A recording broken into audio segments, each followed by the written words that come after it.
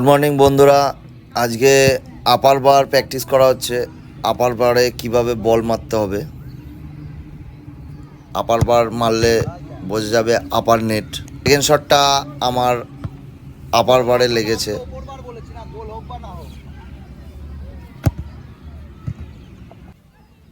আমি যেভাবে মারলাম আমার স্টুডেন্টকেও তাই বললাম, ওই দেখো আপার বারে মেরেছে ফার্স্ট শটটা।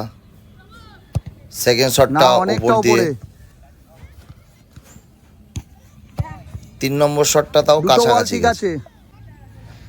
এরপরে মাঠ বড় করে খেল, আন্ডার পাস দিয়ে খেল, চল ঈশান 12 চল, থ্রো কর, হাত দিয়ে থ্রো কর। 3 সাইড গেম হচ্ছে। চলো 3 সাইড গেম হলে কি, man to man guard plus man to man pass খেলা যায়। বাচ্চাদের সবার আগে এখন শেখাতে হবে কোন টিমে ম্যান টু ম্যান গার্ড নেওয়া, পাস খেলা, ছোট ছোট পাস খেলা। বসে যা,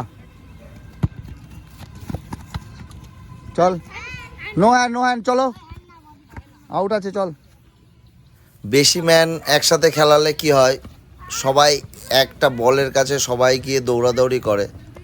আর 3 সাইড খেলালে কি হবে, পাসটা দেবে, একে অপরকে পাস দেবে, নাহলে যে যার মতো খেলে যায়।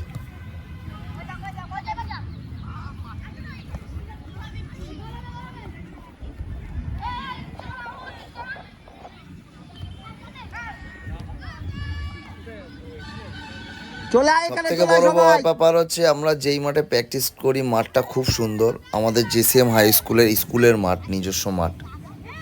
তোমরা সবাই দেখো আন্ডার 12-এ বাচ্চাদের অনেকটা তৈরি হয়ে গেছে, তারা কম বেশি পাস দেয়, পাস দেওয়াগুলো বোঝে। এখন যে বেবি লিগে আন্ডার 12-এ বাচ্চাগুলো খেলছে, এরা মোটামুটি আমার কাছে 7-8 বছর বয়স থেকে এসছে। যেইটুকুনি শিখেছে ঠিকঠাকভাবে ফুটবল চল দেখেই শিখেছে, যতটা পেরেছি আমি শিখিয়েছি। প্লাস হচ্ছে এরা হচ্ছে স্কুল স্টুডেন্টও, এরা স্কুল লিগটা আন্ডার 14 খেলছে, আন্ডার 12 এজ হয়েও আন্ডার 14 খেলছে।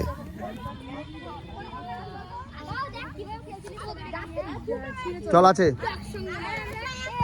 চল দিয়ে দে, শাকের বাচ্চা বল দিচ্ছি, ওটা এটা গোল খেলি।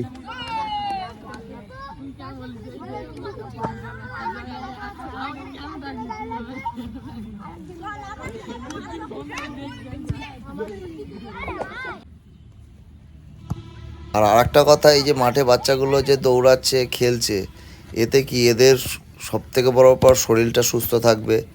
খেলা শেখুক আর না শেখুক, অন্তত ওরা ভালো থাকবে।